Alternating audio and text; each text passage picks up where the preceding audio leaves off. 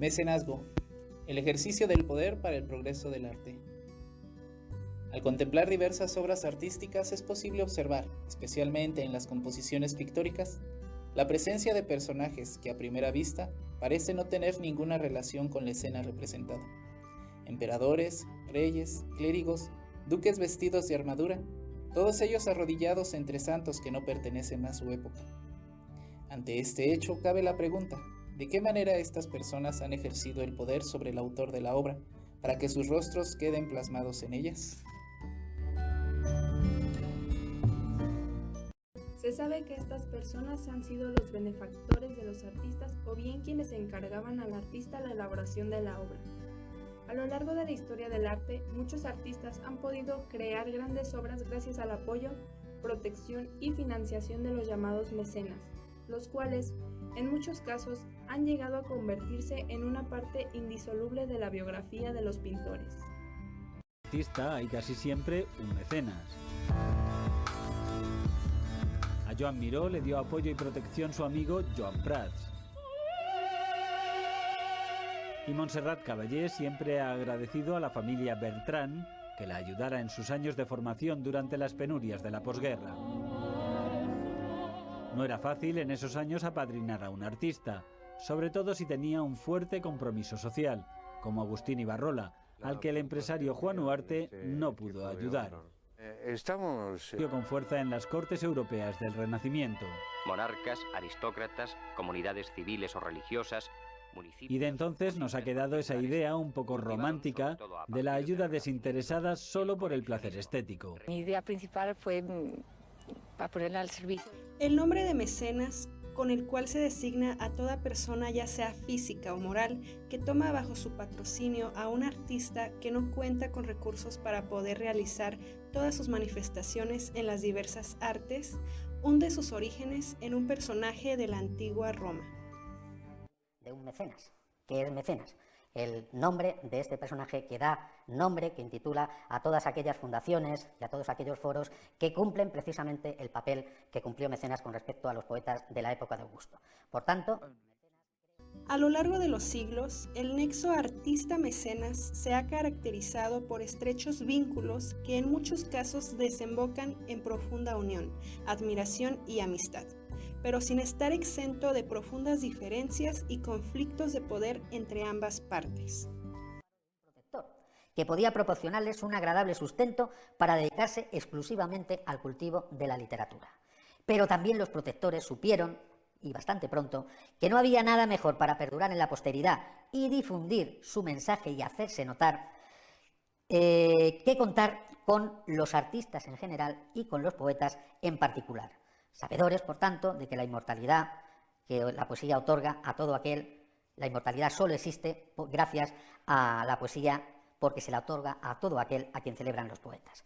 Y de esto hay notables ejemplos en la literatura latina, ¿no? Desde luego del mecenazgo, del patrocinio, de la protección de los poetas. El ejemplo más claro y más señero y más conocido es el del Círculo de Mecenas, pero hay otros patrones y otros poetas y otros círculos que preceden al de Mecenas y que seguirán. Foucault considera que el ejercicio del poder no solo se encuentra en las relaciones de fuerza encarnadas por las clases y por el Estado, sino que se percibe doquiera, es decir, en todos los sectores de la sociedad, empezando por las relaciones cotidianas entre los individuos y abarca todas las actividades humanas, de lo cual el arte no es la excepción. En esos momentos en que el Estado te dice lo que podés y lo que no podés hacer a través de las leyes o cuando la policía te reprime en una manifestación. Está en cada vínculo que estableces. Está entre padres e hijos, entre profesores y alumnos, entre médicos y pacientes. O sea, para Foucault no hay tal cosa como el poder, así, en mayúscula, sino relaciones de poder que unos ejercen sobre otros. Y en esas relaciones... Comte Sponville relaciona el acto de poder de, como por ejemplo poder de caminar, poder de hablar, poder de pintar, con el poder sobre, que es una forma del anterior, poder de mandar, poder de hacerse obedecer. Cuando una acción posible se ejerce sobre la voluntad del otro, se pasa del poder de al poder sobre. De esta manera, el poder de castigar o recompensar, el poder de autorizar o prohibir, se ejerce sobre el otro. En este sentido, podríamos decir que en la relación entre el pintor y su mecenas se daba este ejercicio de poder. Mientras que el pintor tenía los conocimientos y la habilidad que le otorgaban el poder de pintar o crear una obra, el mecenas o bienhechor ejercía su poder sobre el artista por medio de los recursos económicos que le otorgaba y que éste recibía voluntariamente. El artista se sabe limitado de recursos materiales y de la influencia necesaria para abrirse paso en el mundo y ganar la fama y el renombre necesarios, al mismo tiempo que ve una oportunidad para perfeccionar su arte, al cual, debido a su pasión, no puede renunciar.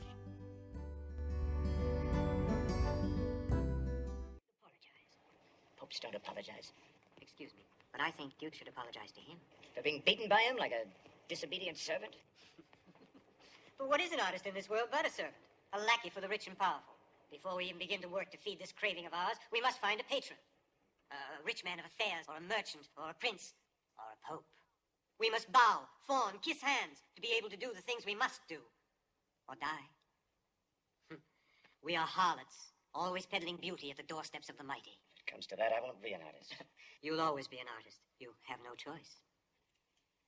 Esto ocasionó que muchas veces el artista tuviera que cumplir con las condiciones y limitaciones que su benefactor le exigía, además de que su obra era utilizada para los fines políticos, ideológicos, económicos o sociales determinados por los mecenas.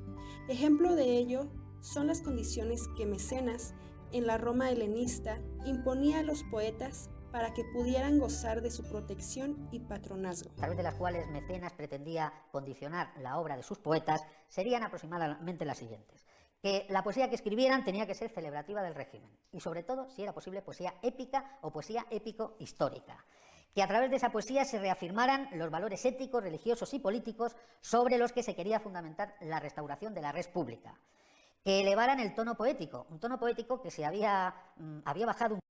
Sin embargo, esto no significaba una supresión de la libertad de expresión y pensamiento del artista, quien no dejaba de plasmar en su obra la manera en que concebía una realidad, como por ejemplo su concepto de Dios.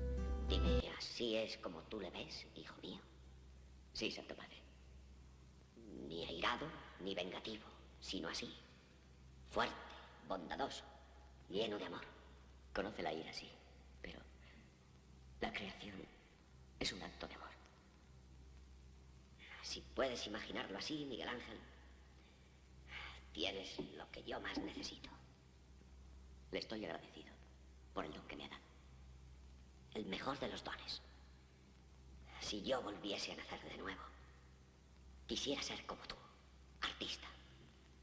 Lo que tú has pintado, hijo mío, no es un retrato de Dios, es un testimonio de fe.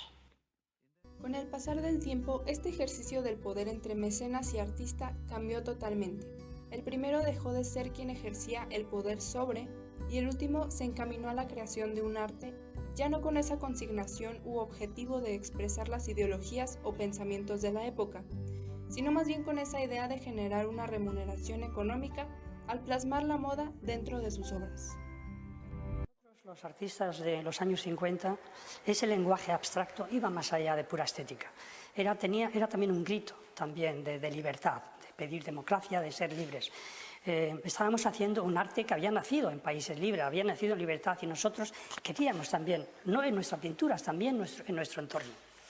Una dinámica del artista considera que cada vez los tiempos son más cortos y hay que ser famoso y rico lo antes posible.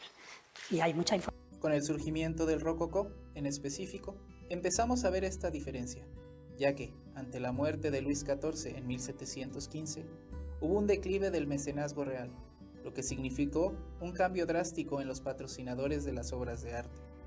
Ya no se necesitaban pinturas novedosas o con un mensaje artístico que los nobles pudieran admirar. En ese momento fueron los burgueses los nuevos benefactores de los artistas, y lo que buscaban era una disminución de la complejidad, un arte ornamental. Actualmente, los economistas discuten a los bienes artísticos como poseedores de un valor cultural, ya que los criterios para considerarlos como tal se han modificado.